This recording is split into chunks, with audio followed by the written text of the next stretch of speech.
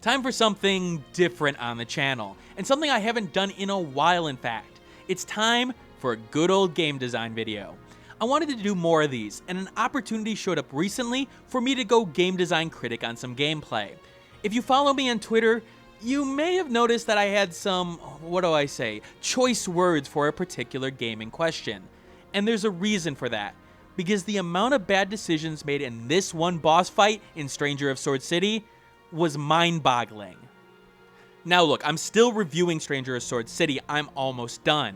But this is an opportunity to teach people what I look at in terms of design. So I'm going to hit some of the problems that stemmed from this aforementioned boss fight.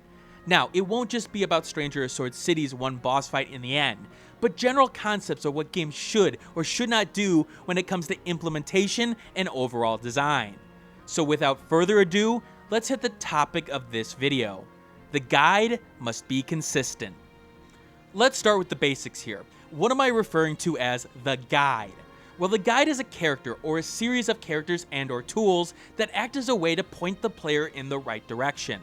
They are there to give some important information that the player will need at some point in order to get through their task. Now, this can come in a bunch of different forms and presentations as well.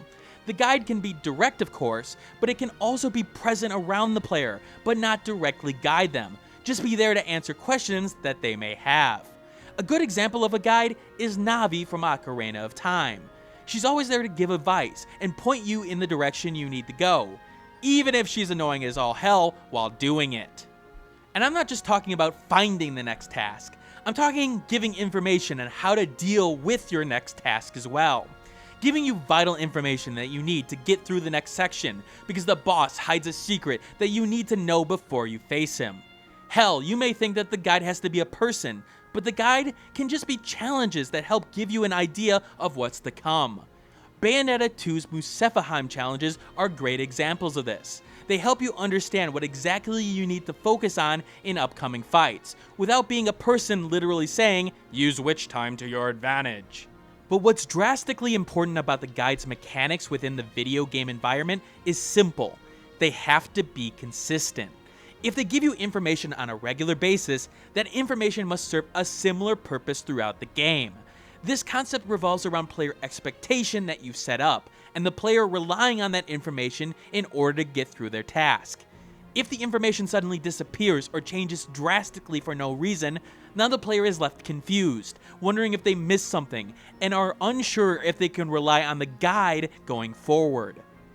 Let me give an example of a recent game I played in War of the Human Tanks Limited Operations. Before each mission, the staff officer gives you a suggestion on how to deal with the enemy forces.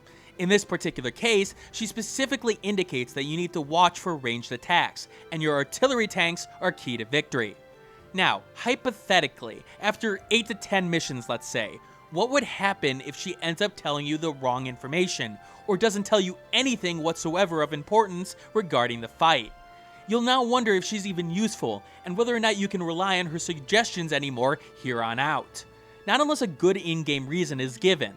Now, War of the Human Tanks, it does do the guide mechanic rather well, but Stranger of Sword City fails in the latter part of the game.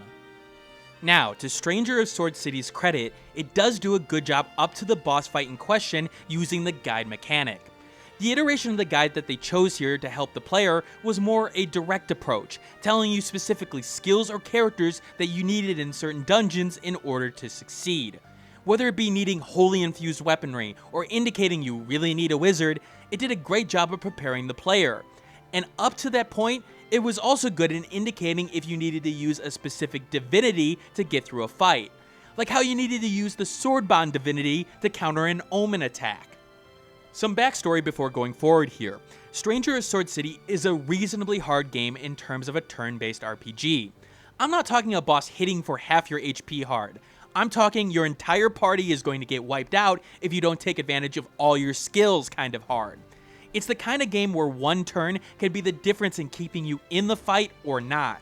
So every little advantage the game gives you is absolutely necessary to avoid wasted turns or moves that will doom your party.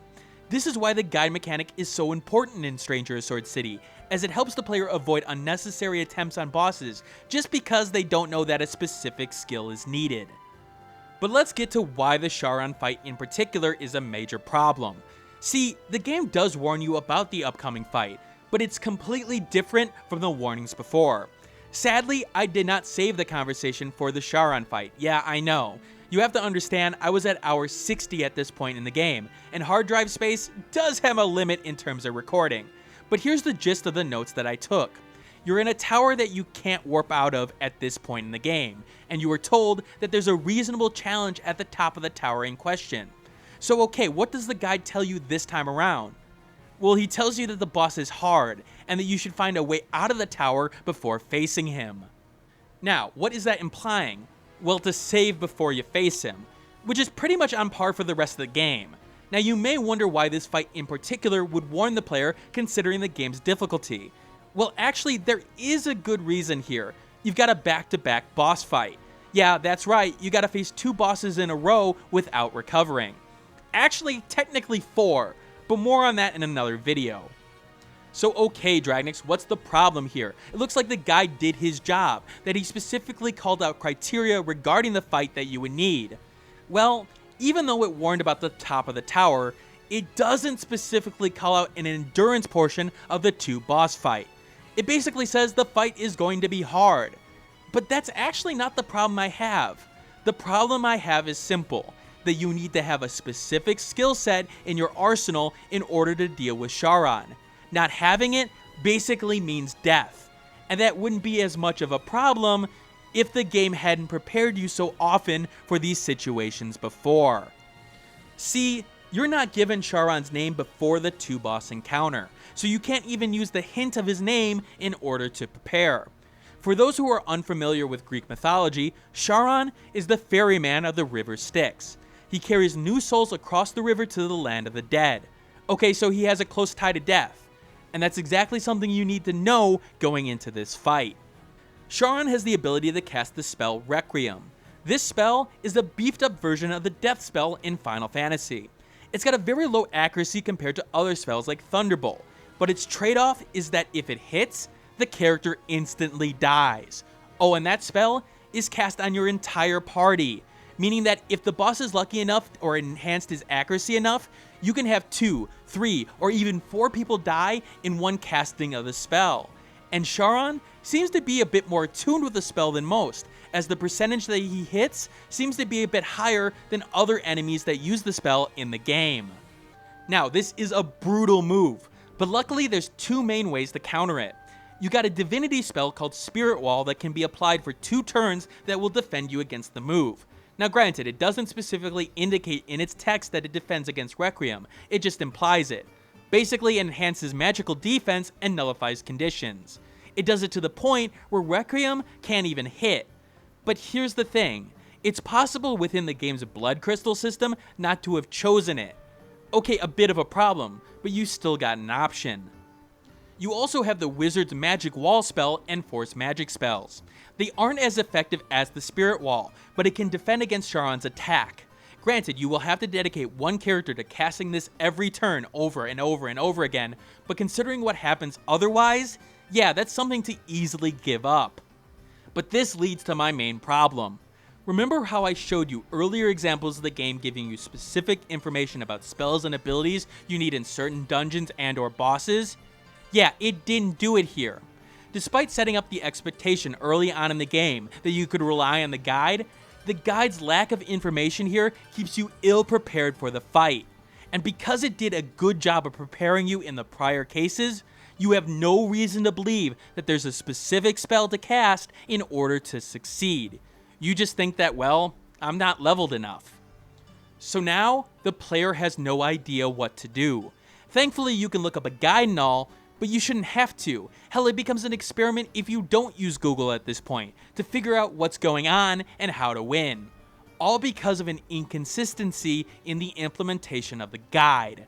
A simple warning about the use of Spirit Wall and or bringing a wizard would have gone a long way to making this fight a little bit more bearable.